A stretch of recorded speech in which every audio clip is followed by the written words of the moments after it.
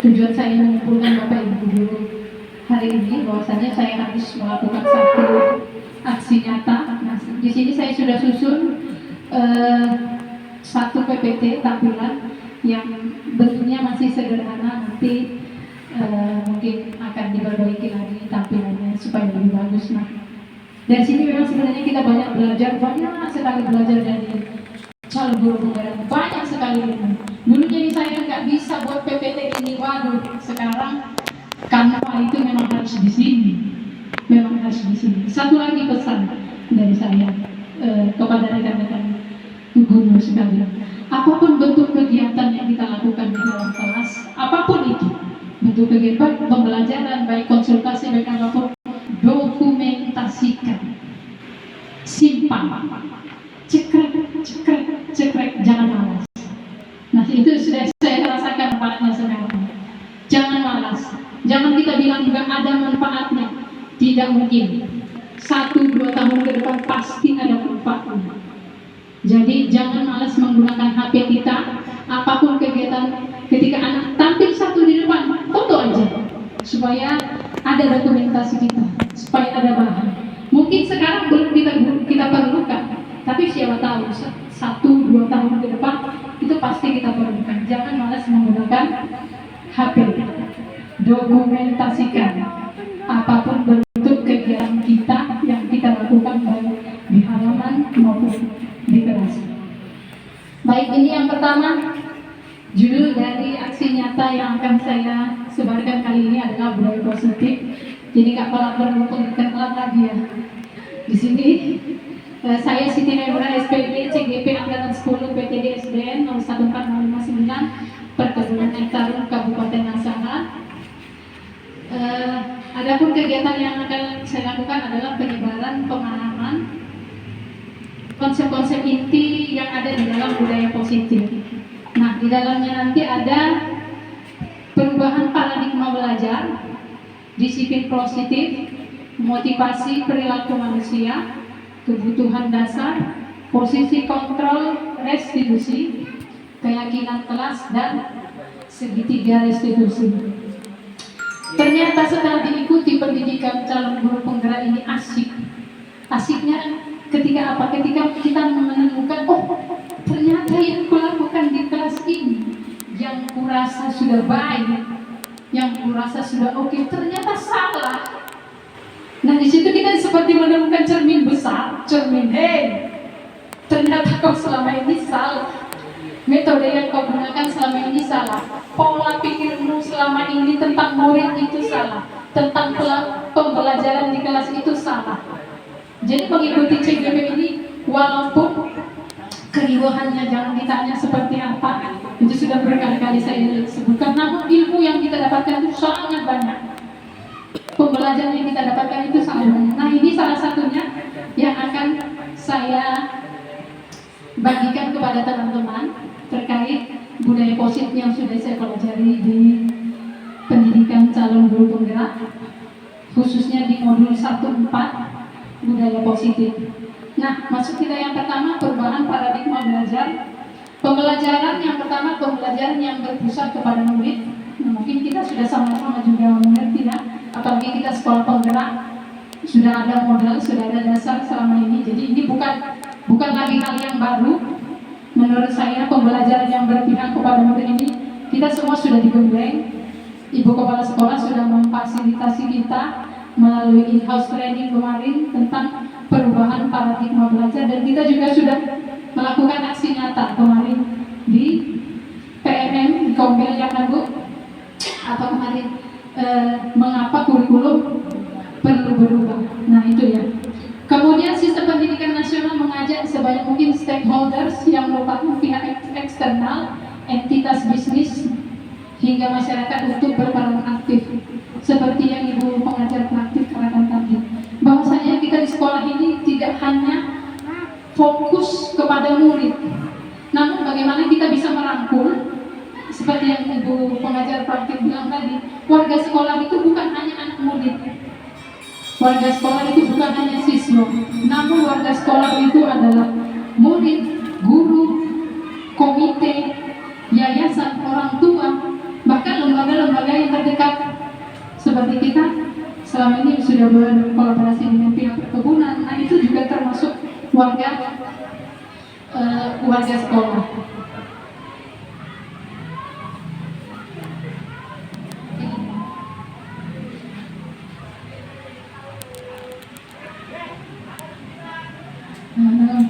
Kemudian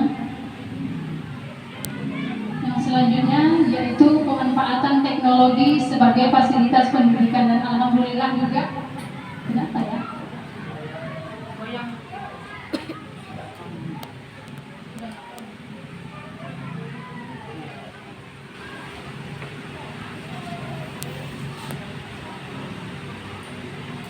Alhamdulillah sekolah kita sudah punya infokus. Kita juga rekan-rekan guru sudah memanfaatkan teknologi ya, walaupun masih dengan HP, namun itu sudah sangat membantu. Melalui HP kita akses internet, ada Chromebook juga, ada laptop yang bisa kita hubungkan ke dalam infokus. Jadi pemanfaatan teknologi sebagai fasilitas pendidikan ini sangat perlu. Jadi nggak ada lagi kata-kata guru nggak bisa gunakan infokus, guru nggak bisa gunakan internet, guru nggak bisa menghubungkan internet ke infokus. Yuk sama-sama kita belajar, yuk sama-sama kita saling berkolaborasi. Saya siap membantu apabila teman-teman guru membutuhkan sedikit yang saya tahu ya. Saya ayo Bu Mai, tolong hubungkan infokus ini ke internet, ayo saya siap. Kemudian yang terakhir, memberikan kepercayaan dan otonomi seluas-luasnya kepada kepala sekolah. Saya bacakan aja ya. Guru dan dosen untuk merancang pembelajaran terbaik bagi siswa-siswanya. Lanjut.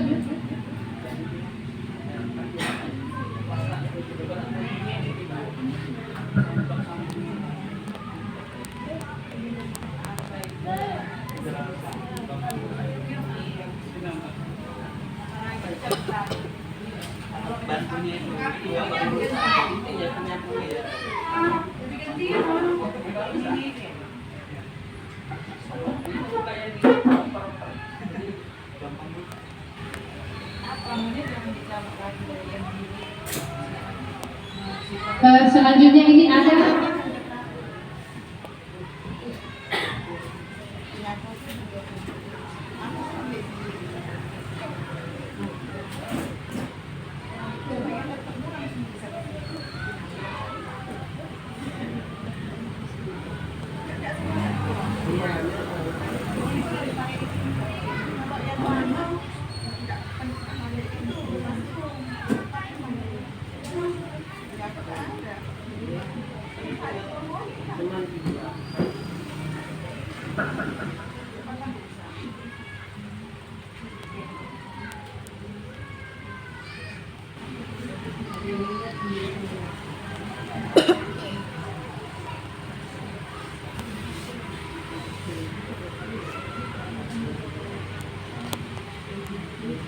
selanjutnya disiplin positif. Ada satu teori dari teori kontrol Dr. William Glasser. Nah ini tadi sudah kita praktekkan bahwasanya kita tidak bisa mengontrol orang lain. Begitu juga kita terhadap anak. Bahwasanya kita tidak bisa mengontrol anak sepenuhnya. Teori tersebut berisi satu ilusi bahwa guru mengontrol murid. Kita selama ini berilusi. Jadi kita merasa selama ini kita berpikir anak itu 100% ada di kendalinya, ada di kita. Padahal itu sebenarnya kita ilusi. Sebenarnya kita tidak bisa mengontrol mereka. Kita tidak bisa mengarahkan mereka sesuka hati kita. Jadi selama ini pemikiran atau pola pikir bahwa kita bisa mengontrol anak itu sebenarnya ilusi.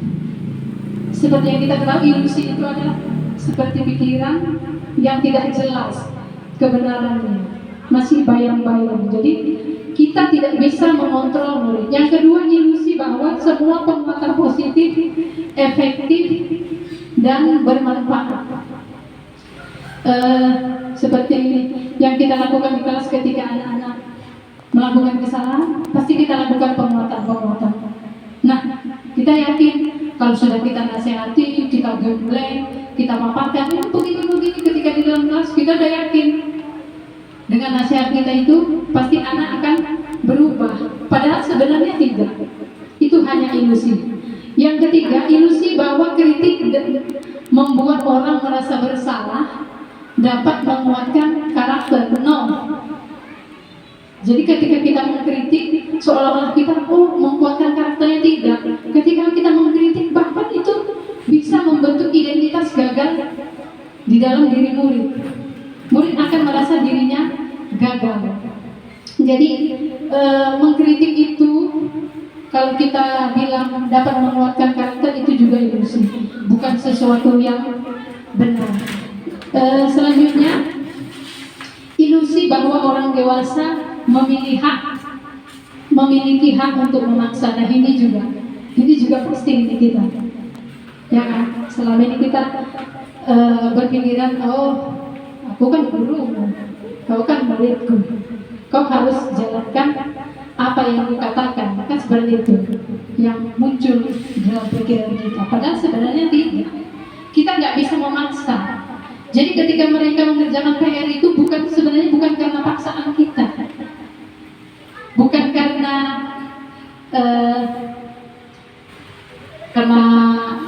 penguatan yang kita berikan, tidak.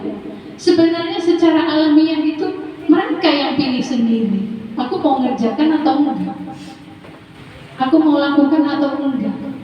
Bukan kita, bukan karena kita paksa.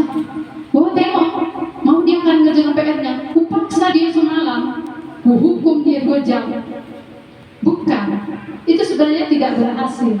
Jadi secara alaminya sebenarnya murid itu memiliki pilihan sendiri untuk melakukan atau tidak melakukan apa yang kita perintahkan, apa yang kita sarankan kepada anaknya. Jadi bukan, jangan kita berpikir karena aku paksa dia mengerjakan PR begini, itu berhasil, ternyata tidak. Ya, jadi ilusi bahwa orang dewasa memiliki hak untuk memaksa. Kemudian yang terakhir, ilusi bahwa orang dewasa, sama ini ya, sama. Berarti selanjutnya, kemudian ada perubahan stimulus respon. Nah, ini tadi teori kontrol ini. Di sini lebih jelasnya. Selama ini kita sebenarnya menggunakan stimulus respon, ya. Belum kita terapkan teori kontrol di dalam diri kita. Selama ini kita merasa bahwa kebutuhan kita itu sama, padahal ternyata tidak. Kebutuhan kita itu berbeda. Semua orang melihat hal yang sama, padahal sebenarnya tidak. Setiap orang memiliki gambaran yang berbeda. Kemudian stimulus respon itu kita mencoba mengubah orang agar berpandangan sama dengan kita. Itu yang kita lakukan selama ini di sekolah. Itu yang selama ini kita lakukan terhadap anak-anak. Padahal sebenarnya yang baik itu seharusnya kita berusaha memahami pandangan orang lain tentang dunia, bukan memaksa. Nah, kau harus suka ini. Dia nggak suka bawang, kita paksa dia suka bawang. Tidak seperti itu. Jadi kita harus pahami bahwasanya dia tidak suka bawang itu ada alasannya. Aku nggak suka bawang karena ada kolnya itu bisa menyebabkan masuk angin misalnya. Ada pandangan-pandangan yang berbeda. Selanjutnya, perilaku buruk dapat dilihat sebagai suatu kesalahan. Tapi sebenarnya semua perilaku memiliki tujuan. Nanti kita bahas di slide selanjutnya. Kenapa si Febri itu, ini anak saya ya, kenapa si Febri itu selalu melamun di dalam kelas? Dalam kelas itu belajarnya seperti ini, selalu menyandarkan. Sebenarnya dia itu ada tujuannya, ada kebutuhannya yang tidak terpenuhi. Jadi dia melakukan itu. Nah, kebutuhan apa yang sebenarnya dia perlukan? Itu yang harus kita gali. Itu yang harus kita sadari. Sebenarnya si anak ini butuh apa? Apa tujuannya melakukan itu? Mau memenuhi apa? Apa yang tidak didapatnya di dalam dirinya? Nanti ada. Kita bahas selanjutnya.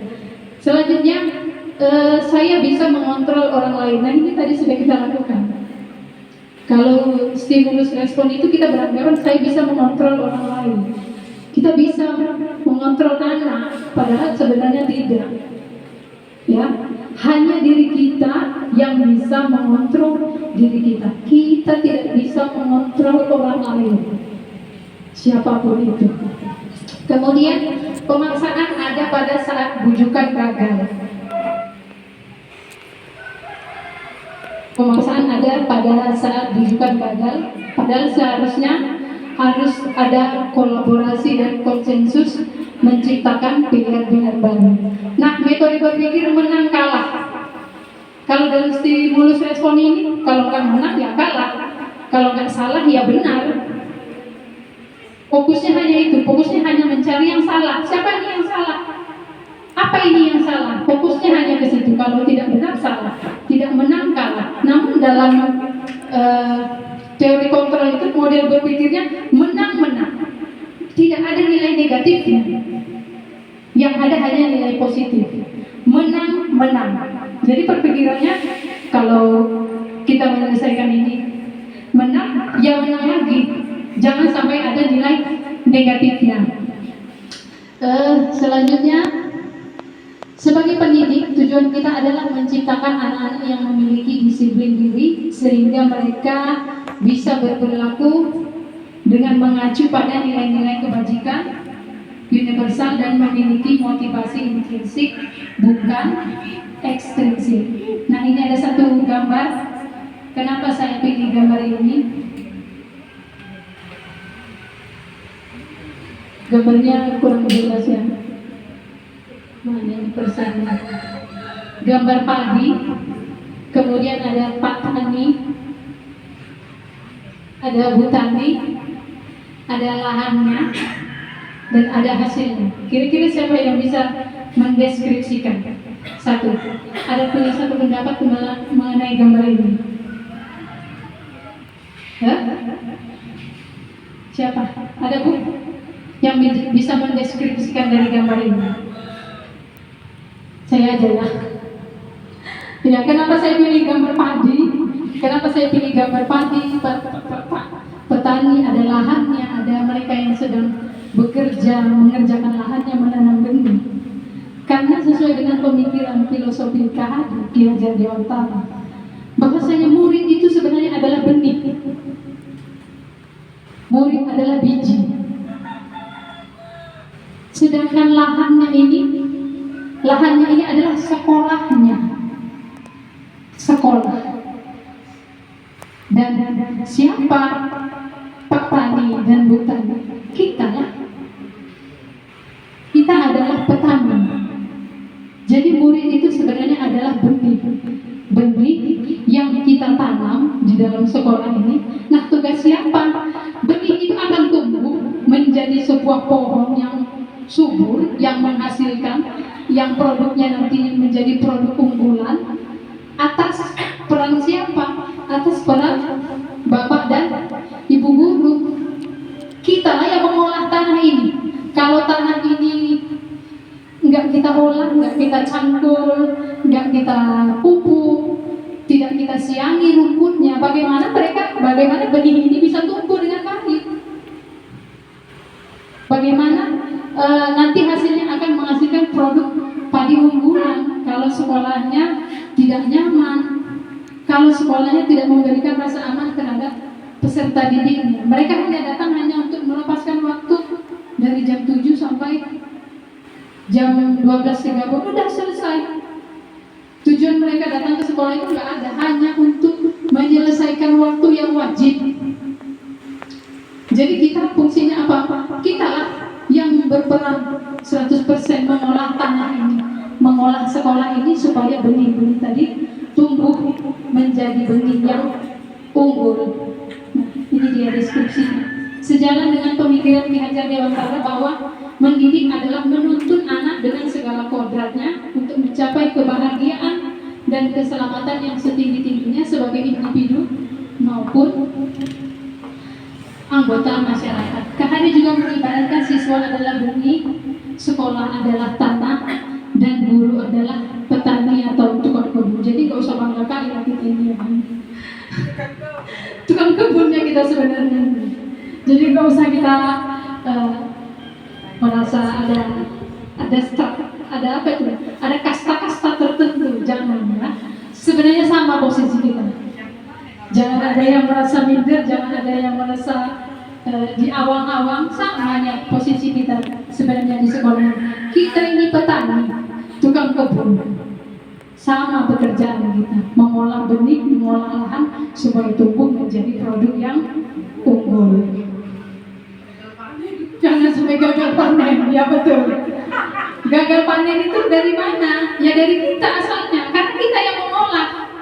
Kalau kita nggak olah tanah ini tadi dengan baik, nggak olah sekolah kita ini dengan baik, tidak kita buat sekolah ini sekolah yang nyaman bagi anaknya, anak hanya datang untuk memenuhi kebutuhan jam belajarnya saja, ya sudah, pasti nanti akan ada produk gagal seperti yang Bu Medi katakan tadi.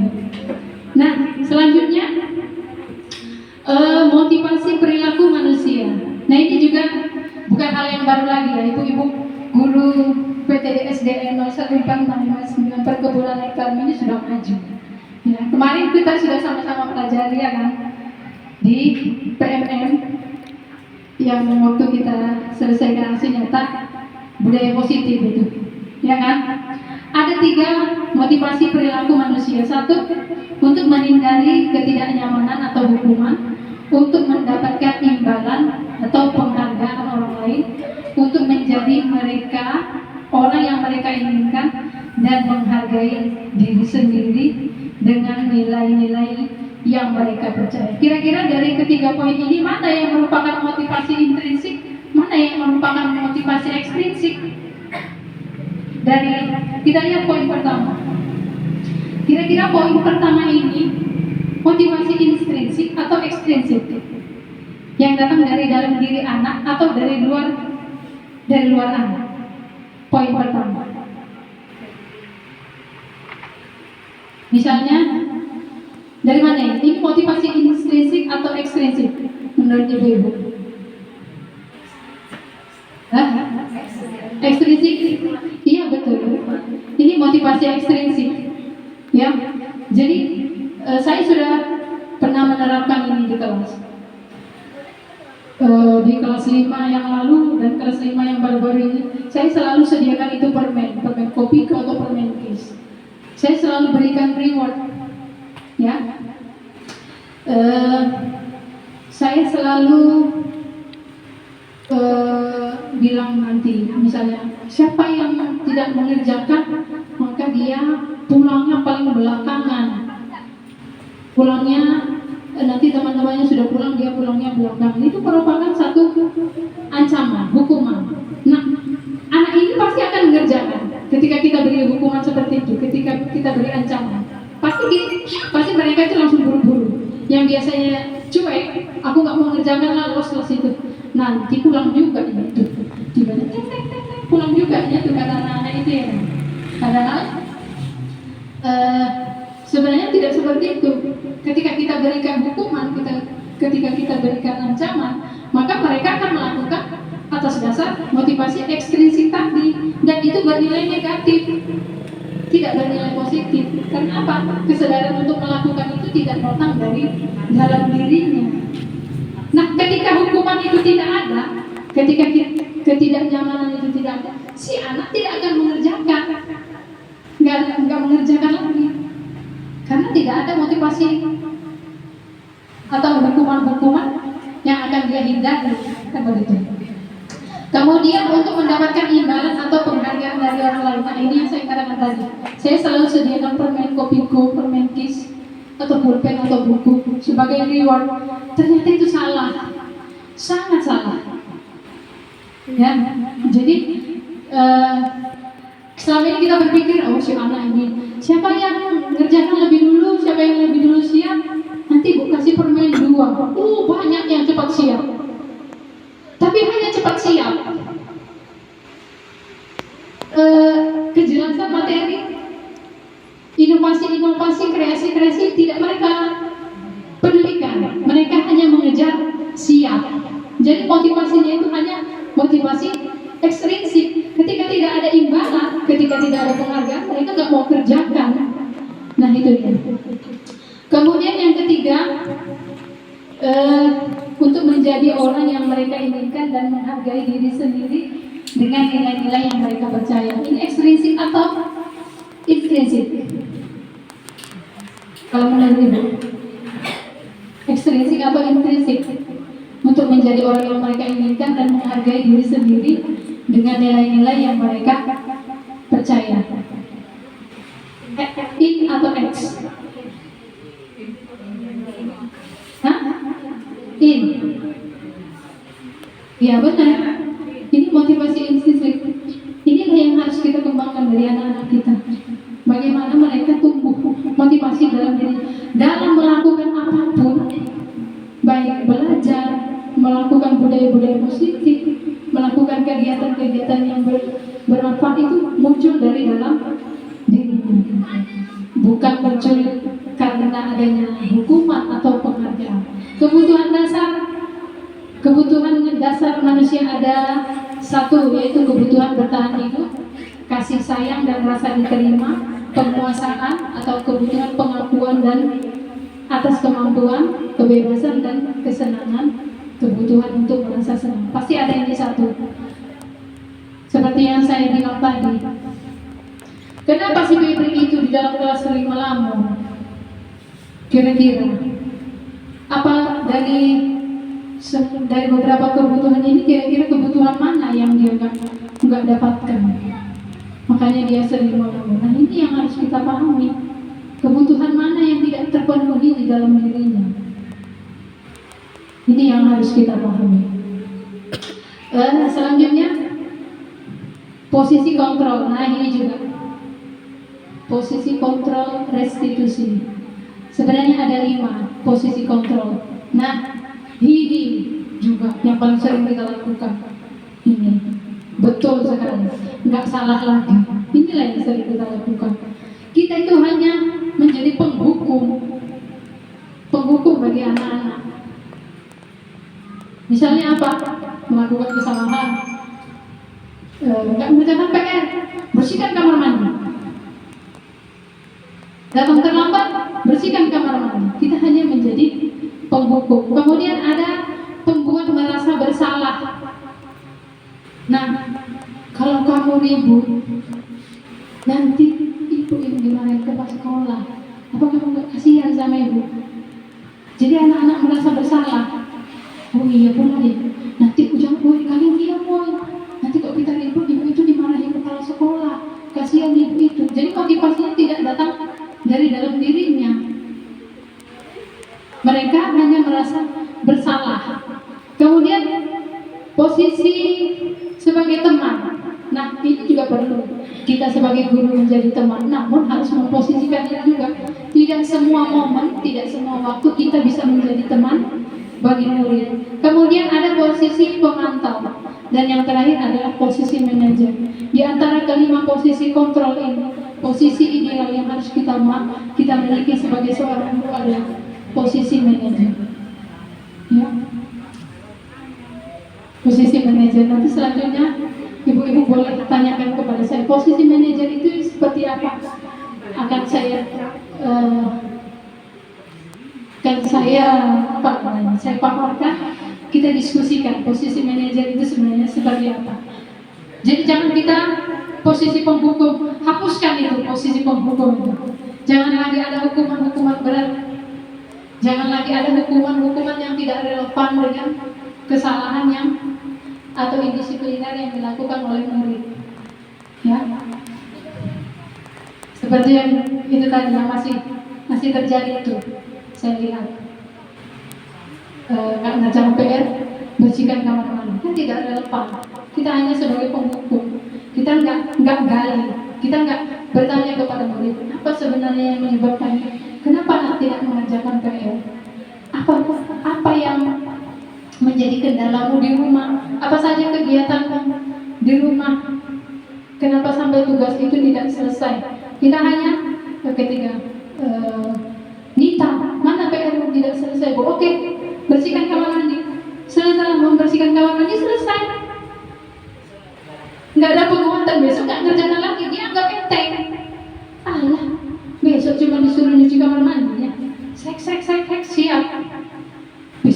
jangan PR lagi.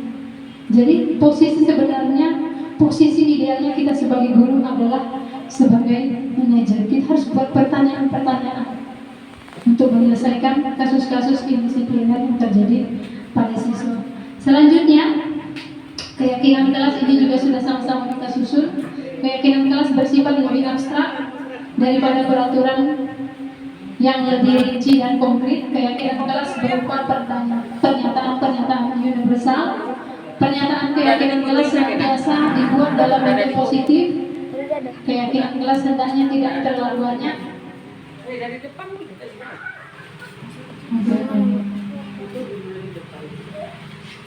Habis. Kebetulan ini slide terakhir.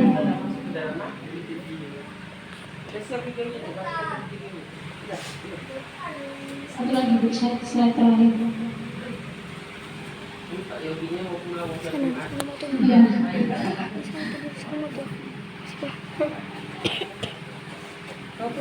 Iya, Bu. Dari depan ambil foto.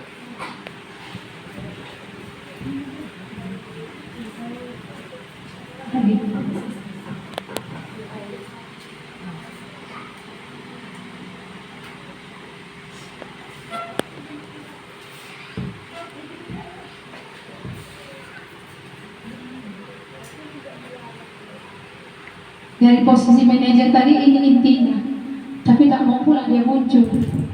Gimana lah? Saya bacakan aja lah ya.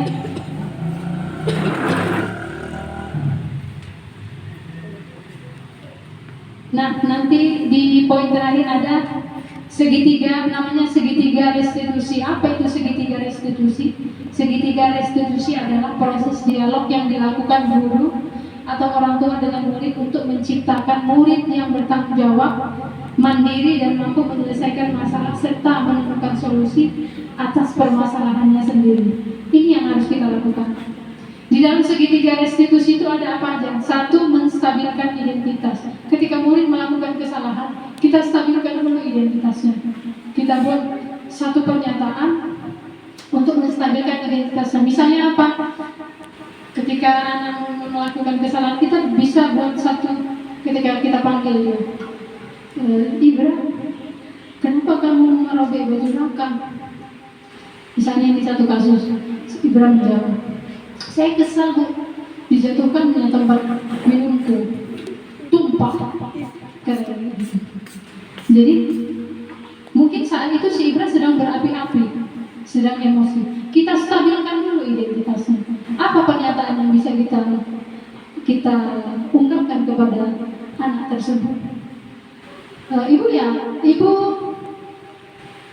tidak menyalahkan kamu berbuat seperti itu. Pasti kamu punya alasan. Jangan langsung kita judge. Kenapa kau jatuhkan? Kan bisa kau geser itu tempat botol minum. Gak perlu kau langsung menarik baju Siraka sampai robek. Biasanya selalu begitu kita langsung menjudge.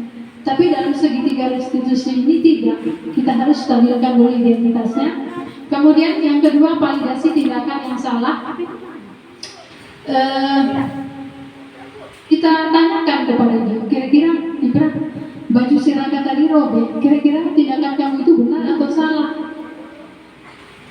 Nah, si anak akan menjawab, saya menyadari Bu bahwasanya tindakan yang saya lakukan itu salah. Jadi kita jangan langsung ponis, jangan langsung judge, jangan langsung minta maaf sama Siraka, besok jangan kau ulangi lagi. Itu tidak solusi, tidak ada penyelesaiannya, tidak ada ujung pangkalnya, hanya sekedar sampai di situ.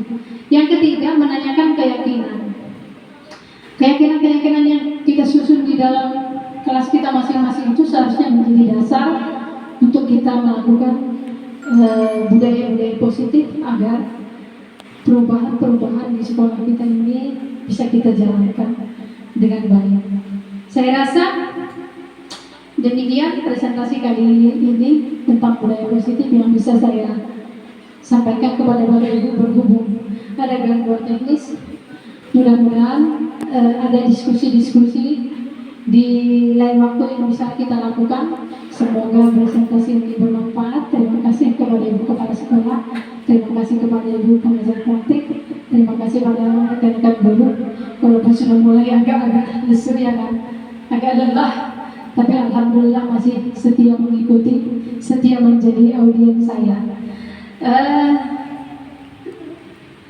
Kurang dan lebihnya saya mohon maaf, pasti banyak terdapat kesalahan di sana sini. Nanti insya Allah sama-sama kita perbaiki, sama-sama kita diskusikan apa yang perlu kita diskusikan untuk melakukan perubahan di sekolah kita ini.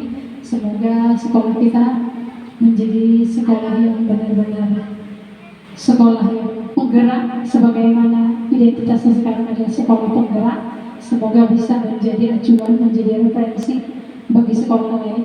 Seperti apa gurunya, seperti apa muridnya, seperti apa sistem pendidikan di dalamnya. Semoga sekolah kita menjadi panutan bagi sekolah lain. Semoga sekolah kita menjadi acuan, menjadi referensi bagi sekolah lain. Semoga sekolah kita bisa menularkan pemikiran-pemikiran dan kegiatan-kegiatan positif kepada sekolah lain.